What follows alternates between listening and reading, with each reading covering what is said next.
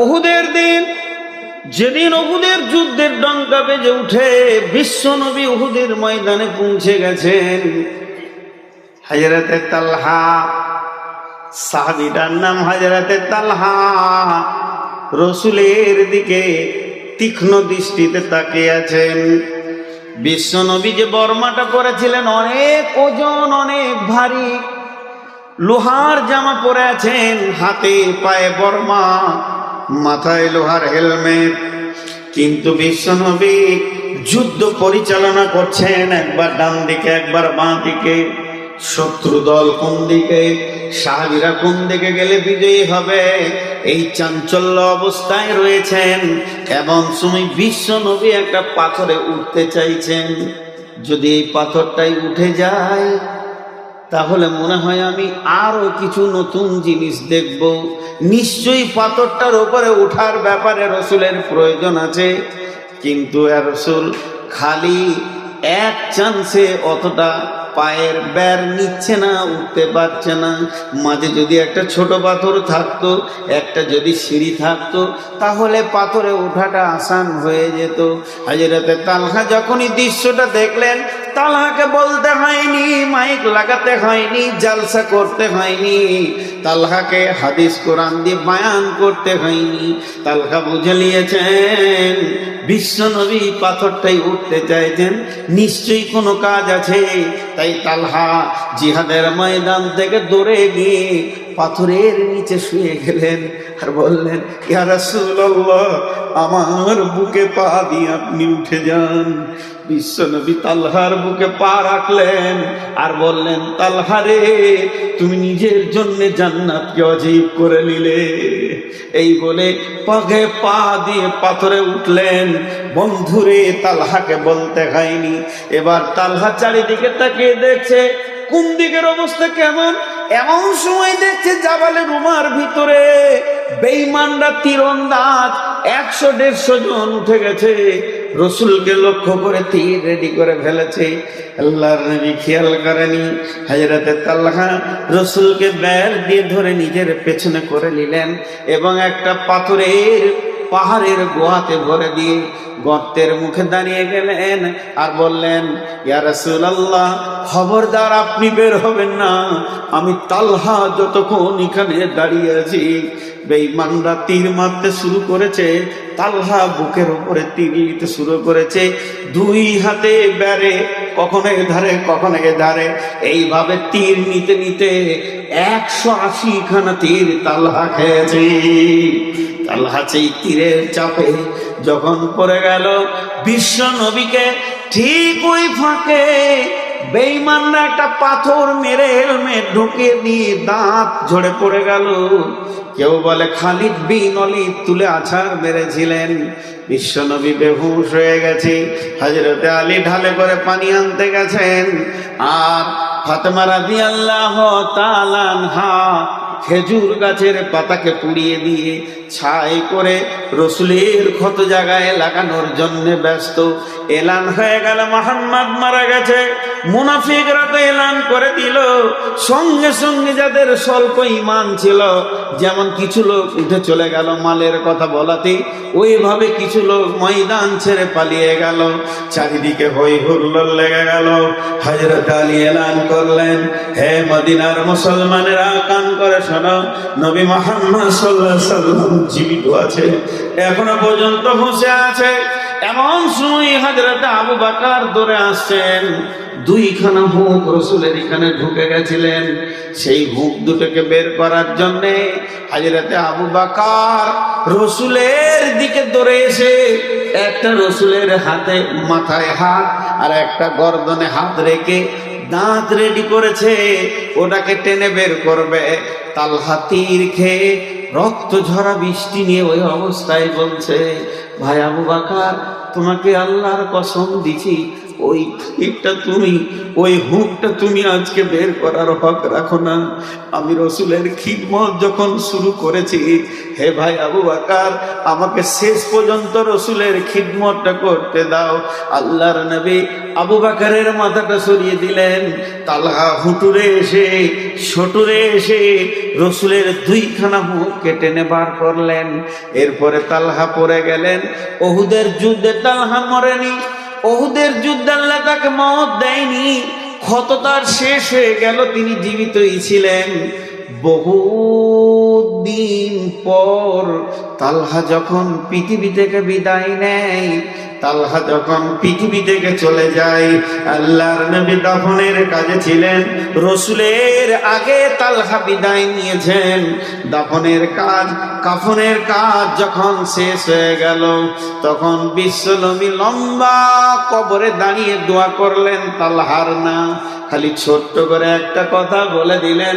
কি বললেন? এ আল্লাহ, তালহা এতদিন আমার কাছে ছিল, আজকে আমি তোমার কাছে জমা দিলাম।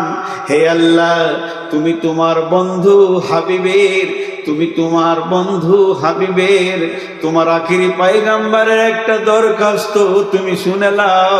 যেদিন ইসরাফিল সুর ফুঁকবে, আমার তালহা কবর থেকে যেদিন হাসরের মাঠে উঠবে, ওই দিন তুমি আমার তালহাকে দেখে মুচকে হাসবে, আমার তালহা তোমাকেও দেখে হাসবে। কখন হয়েছিল? যখন বিবেকের চেতনা ছিল যে এখন আমার কাছ থেকে জান চাইছে। ইসলাম, আল্লাহ আমাকে বলছে তুই এখন জান রেডি কর, তখন এই চেতনাটা ফিরেছিল। কিন্তু এই দোয়াটা তখনই পেয়েছে। আমাদের চেতনা নাই। আমাদের দুনিয়ার ব্যাপারে খুব চেতনা আছে, দুনিয়ার ব্যাপারে আমাদের চেতনতার অভাব নাই। আমাদের চেতনতার অভাব হচ্ছে আখিরাতের ব্যাপারে, দিনের ব্যাপারে আমরা অজ্ঞ হয়ে গেছি। আমাদের জান, আমাদের মালকে আমরা আটকে রাখতে চাইছি, কিন্তু হালাকে তা নয়। যেটুকু নেবার আল্লাহ নেবেন।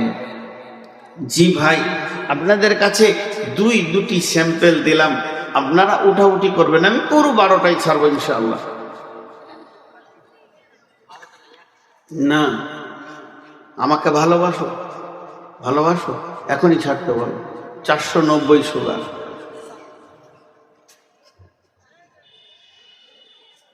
কে হরেন নিজের দেখো দেখি তো। চেতনতা যতক্ষণ পর্যন্ত মানুষের না আসবে, আজকে দেখেন, যদি আপনার ঘরে এদিকে এটা কি কার্ড, হ্যাঁ কার্ড, তো আপনাদের এইদিকে কার্ড দেয়, কার্ড বিয়েতে কার্ড দেয়। আল্লাহু আকবার, বিয়ের ব্যাখ্যা, ছি, গোসল করতে হবে বিয়ের ব্যাখ্যা করতে গেলে, তা আমি ওটার ব্যাখ্যা করছি না। তো কার্ড দেয় বিয়েতে, বন্ধুর বিয়ে, ভাইয়ের বিয়ে, চাচাতো ভাই, খালাতো ভাই, কত রকম কার্ড আসে। তো শালির বিয়ে, দোলা ভাই সচেতন শিক্ষিত মানুষ, শালি কার্ড দিয়ে পাঠিয়েছে বিয়ে করবে। এখন স্ত্রীকে নিয়ে বলছে কি দেয়া যাবে, তো বলছে একটা নাকের নাহলে কানের জিনিস দাও, তোমার ইনকাম ভালো আছে। ইনকাম থাকলেই দেয়, না থাকলে কি দেবে? আর বিবেক বলছে কিছু দাও। একটা সত্য ঘটনা আপনাদেরকে শোনাই, অনেক পুরাতন ঘটনা, 10-15 বছরের থেকেও বেশি হবে। কলকাতায় আমি জালসা করতে গিয়েছিলাম, হানফিদের জালসা, দেওবন্দি হানফি, বিরেলি মাজার পূজারি নয়, আরো 2জন বক্তা ছিলেন। আমি হচ্ছি মাঝের বক্তা, প্রধান বক্তা ছিলেন অন্যজন, আর শেষের বক্তা আরেকটা ছিল। তো মাদ্রাসার যিনি হেড মৌলানা, উনি আমাকে বললেন যে ভাই কালেকশনটা আপনার জন্য রেখেছি, কালেকশন আপনি করবেন, কিন্তু 15 মিনিটের বেশি কালেকশন করিয়েন না। 15 মিনিটে কি কালেকশন হবে গো? বিসমিল্লাহ হবে না। আর মোটামুটি লোক 10-15 হাজার, ময়দান ভর্তি, আর সেই রকম ডেকোরেটেশন করেছে, একদম ঝর্ণা টর্না দিয়ে বহুত কিছু করেছে ওরা। তো যাই হোক, মাইন্ড করতে করতে বললাম, ভাই কেউ আছেন মাদ্রাসার জন্য দেন, হেফজুল কোরআন মাদ্রাসা, খুব ভালো মাদ্রাসা, আপনার আল্লাহর হস্তে কিছু দেন। বলতে বলতে বলতে বলতে 15 মিনিট পেরিয়ে গিয়েছে, আমি জানি না। উনি এসে আবার আমার কানে বলছে, ছেড়ে দেন মাওলানা। তো ছোট ছোট কটা শিশু, মেয়ে ছেলে, বাচ্চা, কচি বাচ্চা মেয়ে আর কিছু ছেলে টাকা দিল। তো মোটামুটি 2,5-3 হাজার টাকা হলো। এত বড় জালসাতে মাত্র 3,000 টাকা কালেকশন। তাহলে আজ থেকে 15-20 বছর আগে যদি হয়, তা আমার বয়স তখন 30-33 বয়স। তো আমিও টেনশনে পড়ে গেছি, 3,000 টাকায় কি করবে রে? এত খাওয়া দাওয়া, মাইক, প্যান্ডেল, তারপরে বক্তাদেরকে কি দেবে, মাইকলাকে কি দেবে। তো আমি টেনশন আছি, তাহলে মনে হয় আমি কালেকশন করতে পারিনি। আর হেড বানানো হাসছে, কমিটির লোক উৎফুল্ল রয়েছে, মাথা কোনো ভার টার কিছুই নাই। মাদ্রাসায় নিয়ে গেল, এই খাবার নিয়ে আই, এই 2জনকে খাবার দে। আমি আর প্রথম বক্তা, 2জন খাওয়া দাওয়া, দে দে দে দে, সব রকম চলছে। তা আমি না থাকতে পেরে তখন হেড মাওলানাকে বললাম, ভাই মনটা খারাপ, খাবো কি করে? বলে কেন?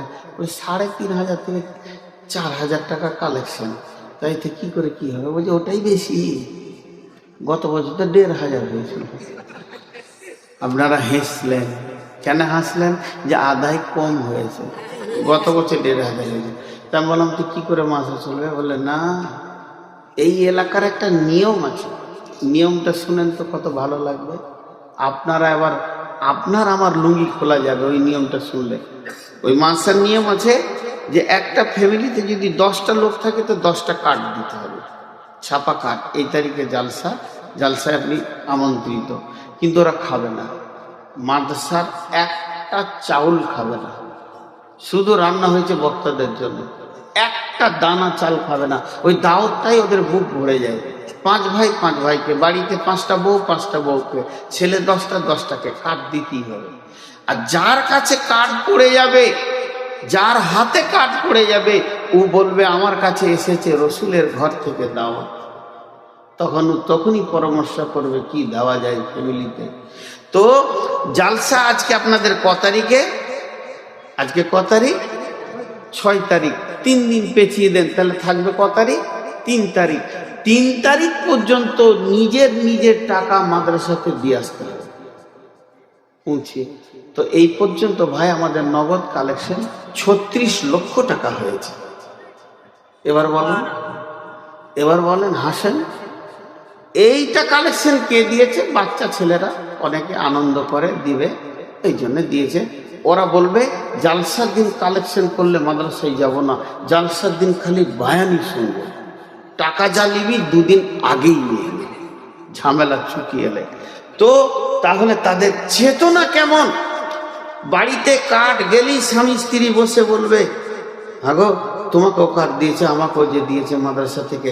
ওরা বলবে না যে হেড মাওলানা দিয়েছে, মাদ্রাসা থেকে দিয়েছে, রসুলের ঘরে দাওয়াত এসে গেছে। কত আনন্দ হয়। কাঠ না দিলে ওরা দুঃখিত হয় যে আমি এত হতভাগা, আমার কাছে রসুলের দাওয়াত আসেনি।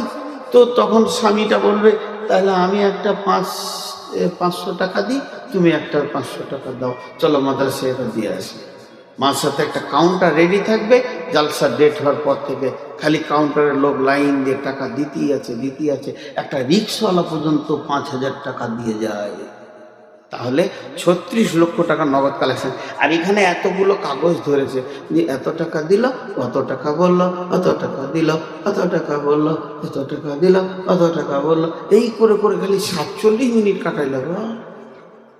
হ্যাঁ, 47 মিনিটে 5খানা হাদিসের ব্যাখ্যা হতো, আর লোক ওইটাই শুনছে, এমনি করে দুলছে, বুড়া মুড়ি গেল, টাকা দিল, টাকা দিল, টাকা দিল, টাকা দিল। কি লাভ আছে রে বাবা? লাভই তো নেই। সব বেলাভের কাজগুলো আমরা করছি। এবার আসি, আল্লাহ কি বলছেন? বিসমিল্লাহির রহমানির রহিম। ইউকাতিলুনা ফি সাবিলিল্লাহি ফায়াকতুলুনা ওয়া ইয়াকতালুনা ওয়া'দান আলাইহি হাক্কান ফিত তাওরাতি ওয়াল ইনজিল। প্রয়োজন হলে তোকে কতল হয়ে যেতে হবে। যদি তুমি দেখো ইসলামকে বাঁচানোর জন্য আমার কতলের প্রয়োজন আছে, তুমি ঘাটটা পেতে দাও। আবার যদি মনে করো আমি কতল কতল করব তবে ইসলাম বাঁচবে, তুমি কতল করে দাও। আমি সাহাবীটার নাম ক্লিয়ার বলতে পারছি না, সম্ভব সাদ বিন মাস রাদিয়াল্লাহু তাআলা আনহু নিজের বাপকে কতল করেছিলেন। কেন করেছিলেন? কারণটা ছিল জিহাদের ময়দান, কারণটা ছিল জিহাদের ময়দান। বারবার তার বাপ মুশরিকের দল থেকে এসেছিল জিহাদ করতে, ঠিক মতো ছেলেকে জিহাদ করতে দিচ্ছে না। যেহেতু ছেলের সামনে গেলে আর আমাকে মারতে পারবে না, আর মুসলমানরা হেরে যাবে, রসুলের দল হেরে যাবে। একবার দুবার তিনবার দেখতে দেখতে দেখছি হযরতে সাদ আমাকে আমার বাপই জিহাদ করতে দিচ্ছে না। একটা জোরে কোপ মারলো বাপকে।